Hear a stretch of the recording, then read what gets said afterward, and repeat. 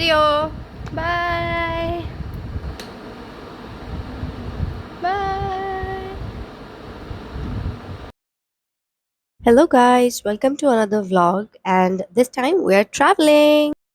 As you can see we are very excited to go and travel and हम सच में बहुत सालों बाद कहीं घूमने जा रहे हैं, so we are just very happy.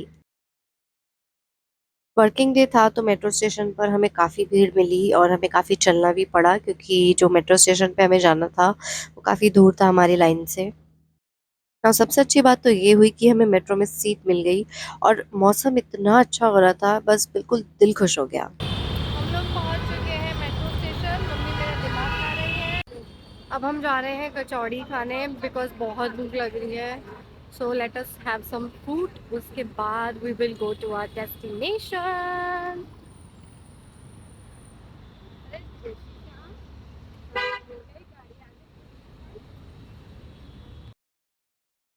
तो भैया ने काफ़ी अलग तरीके से बनाई थी। इसमें राजमा चावल और उसे हम मट्ठी बोलते हैं वो डाली थी, काफ़ी पतली थी। तो बिल्कुल राजमा चावल ही लग रहा था विद अनियन एंड मिर्ची। और बस उसमें बीच-बीच में थोड़ी-सी मट्ठी का स्वाद आ रहा था, बट अच्छा लग रहा था जो भी था खाने में।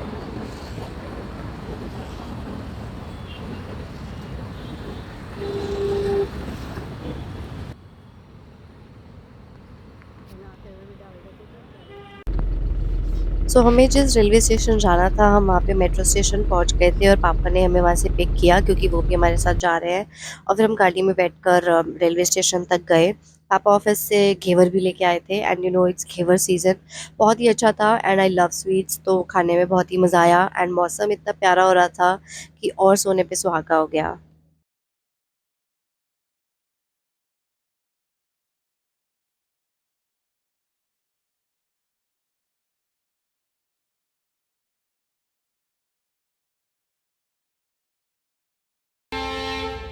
यहाँ वीडियो बन रही है, इसको टाइम चाहिए।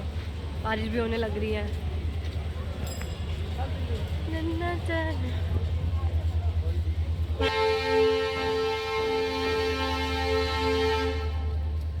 ऑफ टू हरिशंकर मंदिर। ये ट्रेन की आवाज़ कहाँ से आ रही है रे? क्या मौसम हो रहा है मस्त। किधर से आएगी? We have reached her station and platform. चलेगी। नहीं, मैं सोच रही हूँ हर चीज़ को वॉइस ओवर नहीं करते हैं। मौसम बहुत अच्छा हो रहा है। बारिश भी हो रही है। यस इट इज़ बारिशिंग एंड बहुत अच्छा मौसम हो रहा है। अभी टाइम हो रहा है 7:33 एंड लेट्स। ये थोड़ा सा बस फिल्मी मोमेंट था जहाँ पे गीत अपनी ट्रेन का इंतज़ार कर रही है और बस उसकी ट्रेन ना छूट जाए। I was just enjoying the view और बारिश हो रही थी, बहुत अच्छी हवा चल रही थी। Everything was just too lovely. तो गाइस हम लोग जा रहे हैं कुछ चीज़ें लेने क्योंकि हमारा चटर पटर खाए बिना तो नहीं चलता है। एंड मैं बहुत ही लंबे समय बाद ट्रेन में ट्रैवल करने बारिश हो वाली रही है, हूँ एंड आई बारिश एम तो वेरी दिखा। एक्साइटेड। एंड बारिश हो रही है of course, I don't know आप देख सकते हो या नहीं। अंकल देख के नहीं ये चल दिखा रहे दे, हैं। ये दिखा। बारिश ऐसे पता चलता है बारिश हो रही है। ओके उसी बारिश हो रही है। Okay bye.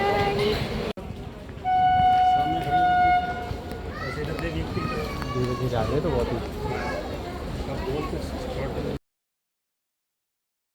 इन ट्रेन्स का ड्रॉबैक ये होता है कि आपको बिल्कुल रेडी रहना पड़ता है क्योंकि भीड़ तो होती ही है, प्लस ये ट्रेन सिर्फ 2 से 3 मिनट रुकती है, तो आपको अपना सारा सामान लेके जस्ट चढ़ना है। तो हम अपनी ट्रेन में चढ़े एंड हमें फाइनली अपनी सीट मिल गई। हमने सब सामान रखा एंड मैं लिटरली जाते ही सिर्फ लेट गई क्योंकि मैं सुबह बहुत जल्दी उठी थी and I was so tired कि बस थोड़ी देर सो जाऊँ।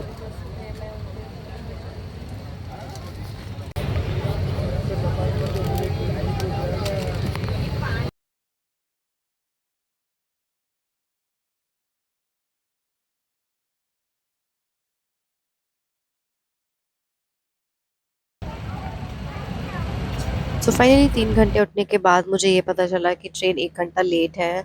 तो मुझे थोड़ा टाइम मिल गया व्यू एन्जॉय करने का क्योंकि बारिश रुक गई थी पर बहुत अच्छी ठंडी हवा चल रही थी। एंड मम्मी से भी थोड़ी बातें करी। फिर हम लोगों ने कुछ खाया पिया भी और काफ़ी मज़ा आया।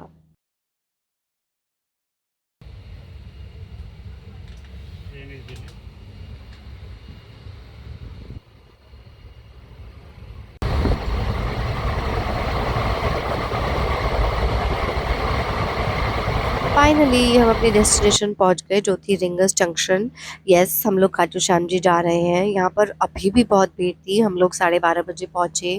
फिर हमने थोड़ा सा चला, एग्जिट पे पहुंचे एंड वहाँ पे हमने मोड ऑफ ट्रांसपोर्ट ढूंढा जिससे कि हम तोरन घाट पर जा सके और हम वैन में बैठे फटाफट क्योंकि वो हमें स्टेशन पे मिल गई।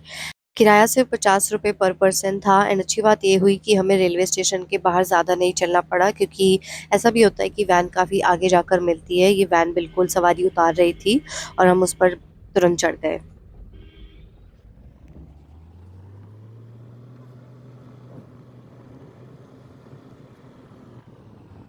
हमें रिंगस से तोरण द्वार पहुंचने में आधा घंटा लगा होगा। हम 1 सवा 1 बजे तक वहां पहुंच गए थे एंड आप विश्वास नहीं करेंगे, वहां पहुंचकर बिल्कुल इतना पीस फील हो रहा था, इतना अच्छा लग रहा था।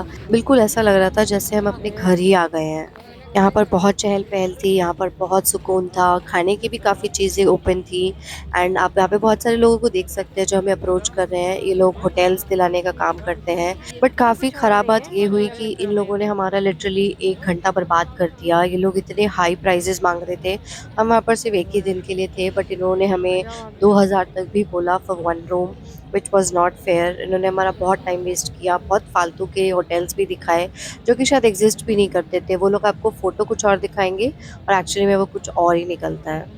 एनीवे, इतना सब कुछ के बाद भी हम लोग बिल्कुल निराश नहीं हुए, थके नहीं। हम बहुत अच्छा फ़ील कर रहे थे। तो और भूख भी बहुत लगी थी तो हमने सोचा कि पहले अब होटल्स पे टाइम वेस्ट करने से अच्छा है कि कुछ खा लिया जाए क्योंकि हम बहुत टाइम से भूखे हैं।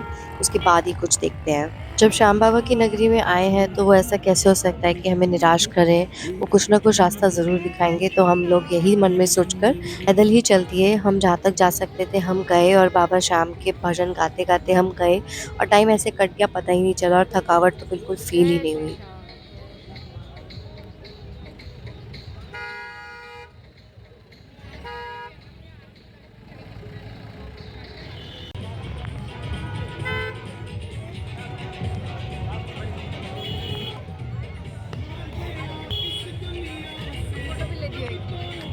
काफ़ी घूमने के बाद और ढूँढने के बाद हमें फाइनली रिक्शे वाले भैया मिले। इन्होंने हमें एक धर्मशाला दिखाई थी बट वो भी बहुत हाई प्राइस ले रहे थे एंड यहाँ पे काफ़ी इंटरेस्टिंग बात है कि रिक्शे वालों ने अपना फिक्स प्राइस रखा हुआ है विच इज़ 100।